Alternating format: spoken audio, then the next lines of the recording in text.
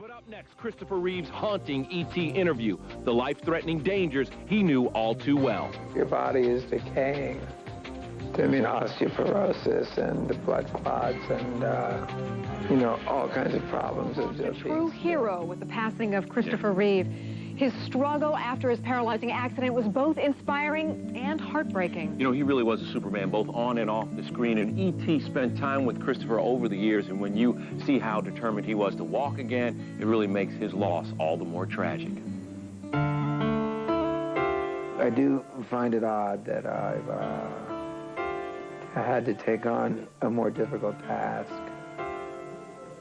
than anything Superman ever did in the movies. And I don't think this would have happened to me if I couldn't handle it. Reeve passed away here at Northern Westchester Hospital in suburban New York last October with his loved ones by his side. 2 days later, his family held a private service at their Pound Ridge, New York home. His good friend Robin Williams told Mary Hart about the poignant memorial. Did you speak at his service? Yeah, the whole family, everyone spoke. Remembering, like his brother said, remembering chasing him in these little trucks down the hallway in their first apartment in New York.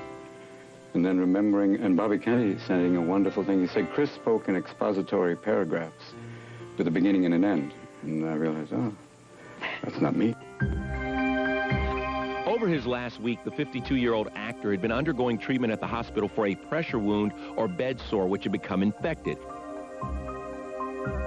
He returned home, but by week's end, the infection had become severe and spread throughout his entire body. Reeve went into cardiac arrest and slipped into a coma from which he never would awaken.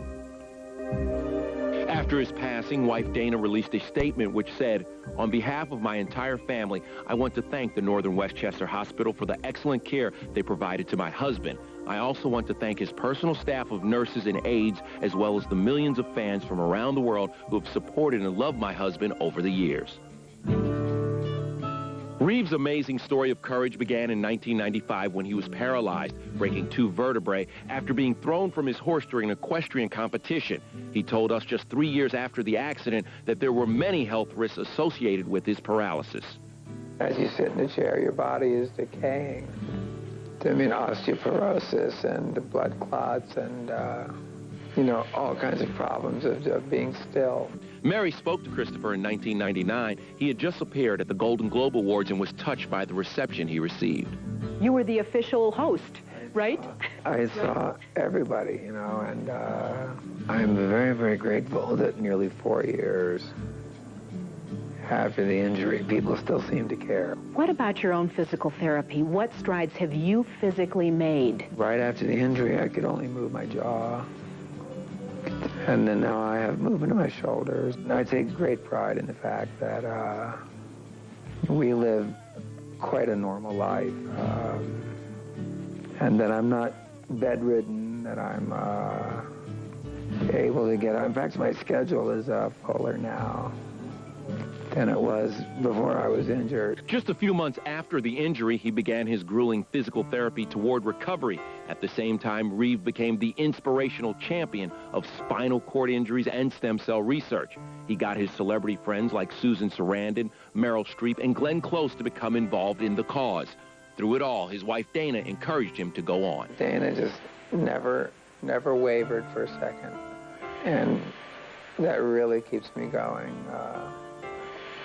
I'm amazed. I'm very lucky.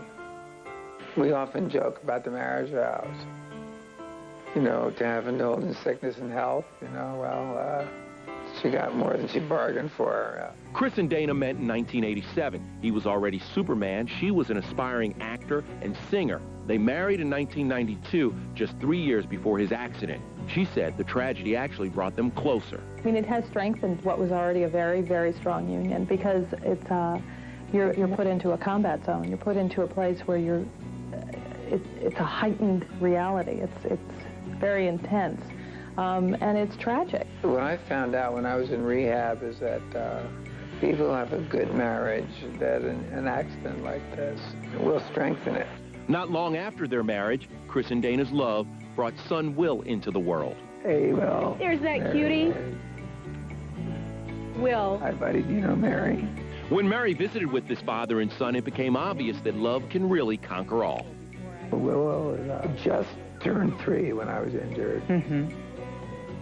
And I haven't been able to give him a hug in nearly 4 years. And that's too much, you know. It's something we cope with. He parks himself on my arm. I saw that earlier. He does it all the time, and he listens to me. I call him over, and we talk about stuff. Christopher's death was a blow to one of his closest friends, Jane Seymour. I woke up this morning, and I've been cried out, and I thought to myself, you know what? It's time to celebrate his life. Jane and Christopher met on the set of Somewhere in Time. He was the godfather to one of her twins. She even named him Christopher. The person that Chris Reeve was, you know, somebody who took challenges and made them into opportunities. What greater gift can you give a child than to name them after somebody, you know, who did that? She told me it was difficult breaking the news to her 8-year-olds that Reeve had passed away. What did you say to the boys? Chris just didn't quite know what to do. He just kind of held me really tight, and he was crying. I told him, you know, that we'll never forget him. Robin and Christopher's friendship went back to their days as struggling theater actors in New York. We would call each other brother, even though I have 2 half-brothers. You know, he was family on that level. And, you know, I would still say, hey, brother. I talked to him a week ago, and he sounded great. Even when he was paralyzed, he worked out every day. He did everything in his power to make sure that his body was conditioned enough that should that miracle occur, he would be able to walk. Did you know that Christopher was actually offered the lead role in American Gigolo, but turned it down? And of course, as we all know, that film went on to establish Richard Gere as a Hollywood leading man.